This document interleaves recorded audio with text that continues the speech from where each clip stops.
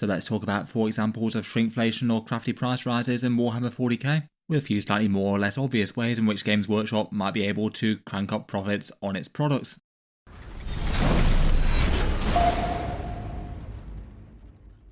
Hello and welcome back to Warspecs Tactics, where today I wanted to round up just a few things that I had on my mind for examples of Games Workshop perhaps charging more for less, and maybe focusing on a few things that are less obvious than the every year or so's price rises they tend to do.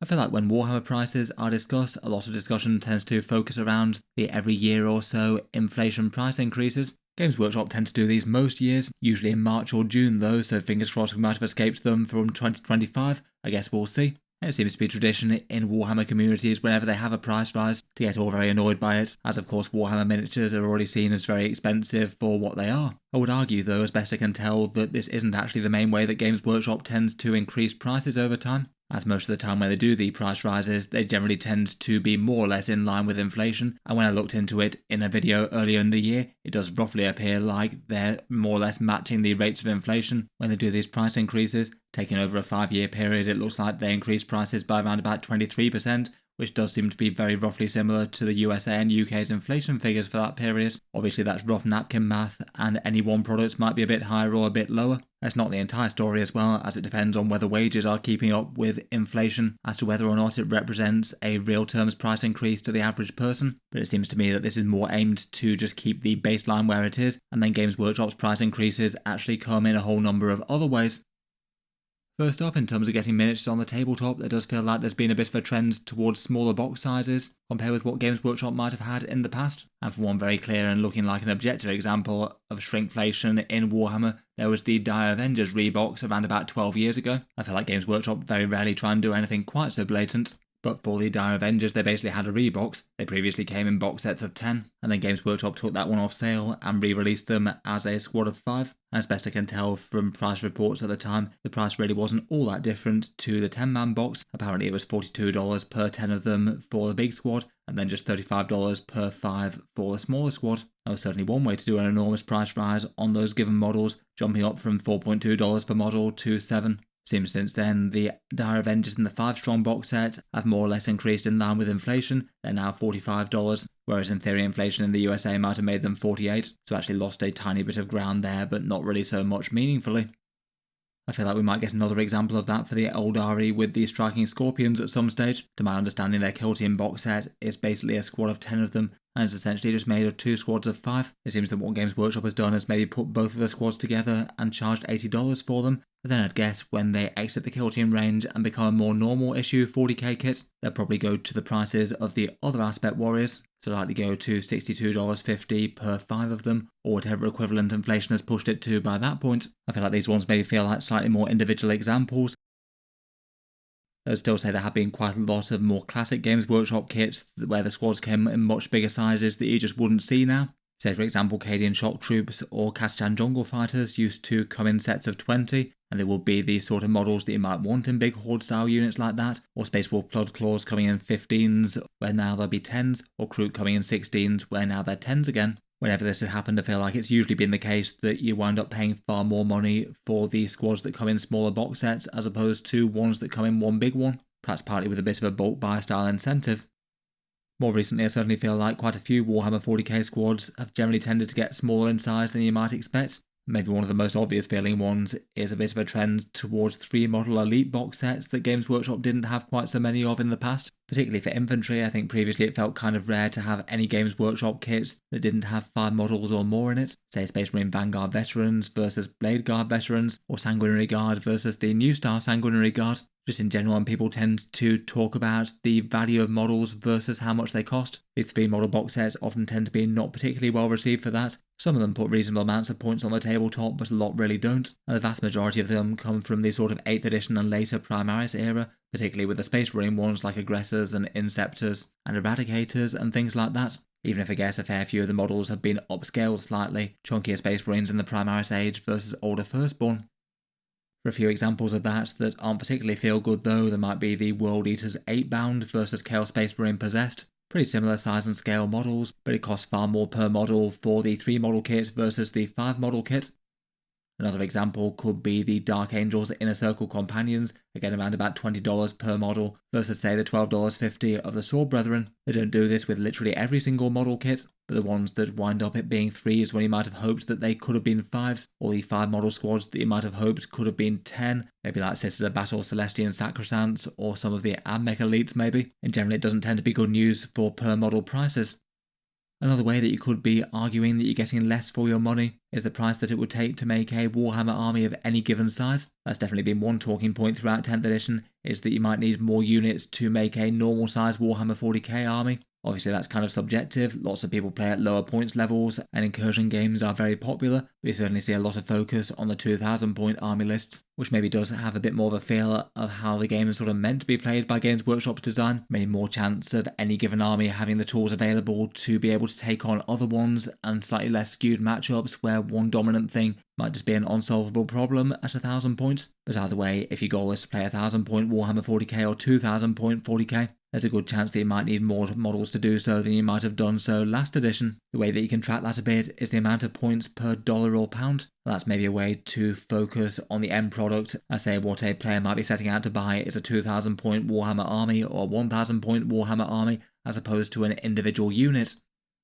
One really big and super obvious example of this has been the recent Imperial Knight and Chaos Knight changes. Generally both of those factions have been known for being a cheaper army for Warhammer 40k as it goes, fairly reasonable points per dollar. Needing only a few big models is a big help there, and then some magnetisation that can allow you to basically have everything and field all options in a way that lots of armies with far more complicated units and vast amount of options can't. Recently, with the points changes over the last day or two, Games Workshop has indeed dropped down the Chaos Knights and also their Imperial counterparts down to a far lower points cost, to the level where Knights are basically cheaper to field than they've ever really been in the past. Just using the Imperials as an example and taking 2 Knights, I looked at the cost of 1 Knight Errant plus the cost of 1 Castellan Knight. In late 8th edition, that would have cost around about 1080 points to put on the table. In late 9th edition, it would have cost around about 1050. And then after these points changes for the Imperial Knight, it looks like that combo's just dropped down to 740 points. So if you wanted to field a Knight's army, it's dropped around about 30% in points that you get for the same amount of money spent. Obviously 40k points are dynamic and there's a reasonable chance they don't stay at this, just seeing as Imperial Knights are maybe looking like one of the stronger things in the game due to that. But at least in the short term it gives you a pretty clear example of how you might need to buy more stuff to make a Warhammer army of any given size if you are just going with Games Workshop's plastics. In 8th or 9th edition, 2 Errants and 2 Castellans would probably already exceed your points value. You might go for 3 Titanic Knights and then fill in with some extra stuff like some Armigers, where it seems that now you can quite comfortably fit 2 Castellans and 2 Errant, have enough room for 1 further Errant, and then even have enough room for an Armiger or something after that, before you've even hit your 2000 point limit. If you had a new player starting out to collect Imperial Knights now, they'd have to buy an entire extra Knight if they wanted to get to around about 2000 points, just going with these ones as examples, so you could extrapolate it to all the other Knights that have gone down in cost as well. I do kind of wonder if making the Knights cost cheaper as opposed to buffing the stat lines or anything is a bit of a ploy by Games Workshop to try and make one of the cheapest factions in the game not quite so cheap anymore. So if you want a Knights army, there's a reasonable chance you might be paying just as much as anyone else. In 10th edition, Tau also feel like a particularly good example of this. Again, just taking a look at a couple of units over several different editions. A Riptide in 8th edition cost 250 points, a Riptide in 9th edition cost 250 as well. And now in 10th edition, it's all the way down to 190, and it has been lower than that. Then taking a look at 3 Crisis suits with 2 Fusion Blasters and a Shield Generator, so going for the current Sunforge loadout. In 8th edition, they'd have been 180 points, and in 9th edition, they'd be 225, and the drones they took would cost extra on top of that. So if you were fielding them on the board as well, they'd cost more, but in 10th edition, it's dropped down to 150, and the drones are just free war gear. Both of those have points drops of around about 24% or so. So you need around about a quarter more stuff to be able to say put 1000 points of Tau on the tabletop. These might be slightly cherry-picked examples, but at least feel like some of the more obvious ones for staple units. Of course, Tau to feel like a more expensive army to collect recently. It's hard to say what Games Workshop's trying to do with game balance and which ones are literal sale tactics to try and nudge people into bigger collections of armies to put on the tabletop. Probably worth noting that if you're spending more, you are getting more miniatures out of it, so it's not the physical product that's getting reduced in this example, just more a higher price for fielding an army of any given faction on the table, and bear in mind it's not every single army as well. Say for example, Sisters and Death Guard both got extra abilities in their codexes and went up in points as a result. So I think it will be kind of difficult to just objectively say whether or not the average 40k army has increased in cost. We'll probably need a fair bit more work put into it, or at least based on vibes it does feel that way.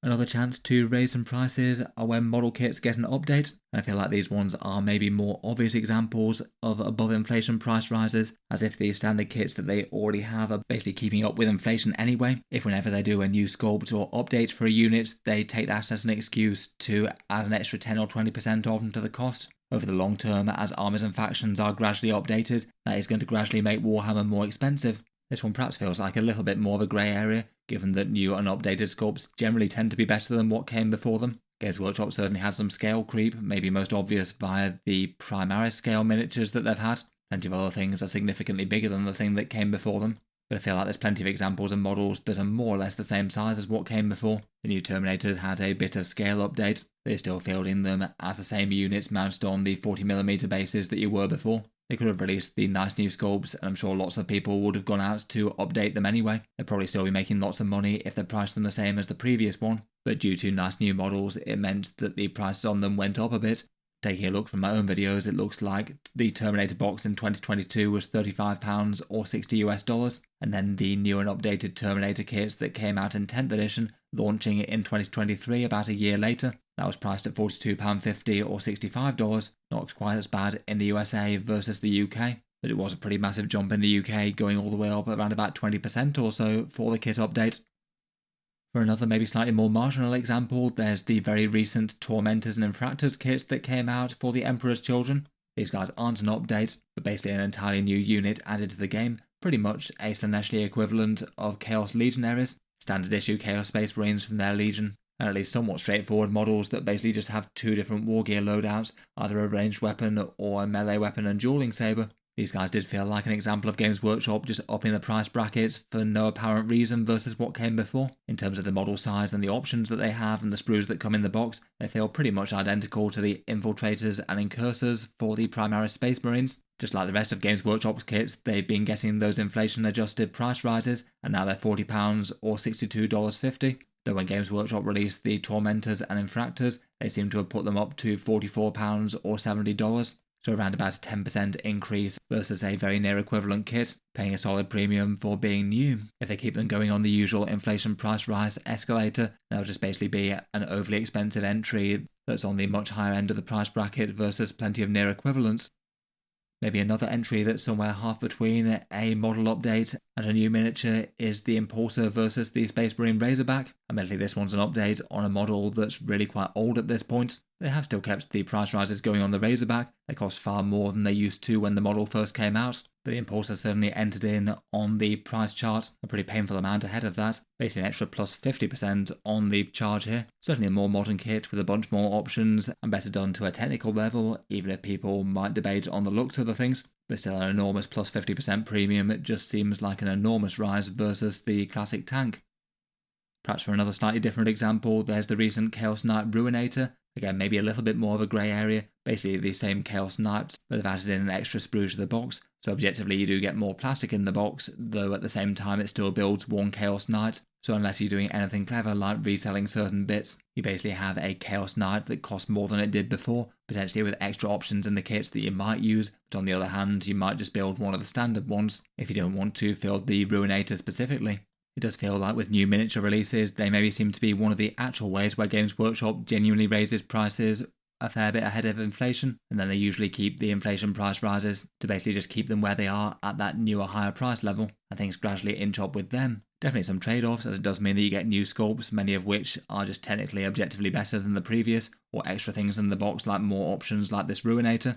But it certainly feels like this might combo with the last point thing. If you wanted to field an army of Chaos Knights currently, you might well have gone from having an army where you could have 4 big knights and then a bit of support to make up 2,000 points, whereas now you might have 5 big knights and the same bit of support to make up that same sort of level. And all the knights cost a bit more due to Games Workshop expanding the kit with the extra sprue, so all those Chaos Knights that you might have been buying cost more than before. Finally, and for a fourth quick example, another one of the ones that's been a bit more talked about with actual shrinkflation is the changes in sizes of things like Agrax Earthshade and their known oil pots.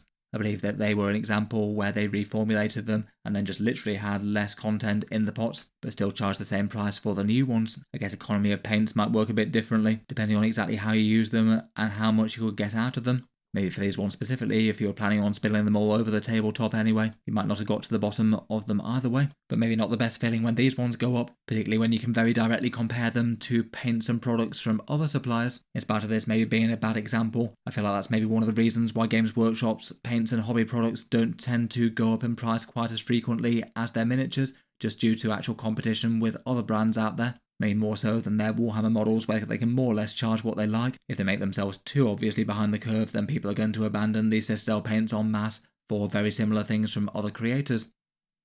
I'll leave that one there for now though. Hope you've enjoyed a few thoughts as to shrinkflation and price rises in Warhammer. Let me know your takes on any of these or any examples in which Games Workshop's trying to extract a bit more value. I look forward to hearing your thoughts down in the comments below. If you've enjoyed the video, then feel free to subscribe to Auspex Tactics. I'll certainly keep the regular 40k videos coming, with new ones out just about every day. If you'd like to support the channel, then Auspex Tactics does have a Patreon page as well, and you can find that linked in the video description. Channel patrons do get a few advantages, seeing certain videos early, regular votes to see what sort of things come next on the channel, and automatic entry into the regular prize giveaways with a chance to win some big model kits each month. If any of that sounds good or you'd just like to help support, the link's down in the video description. In any case, a massive thank you for listening, and I'll hope to see you guys next time.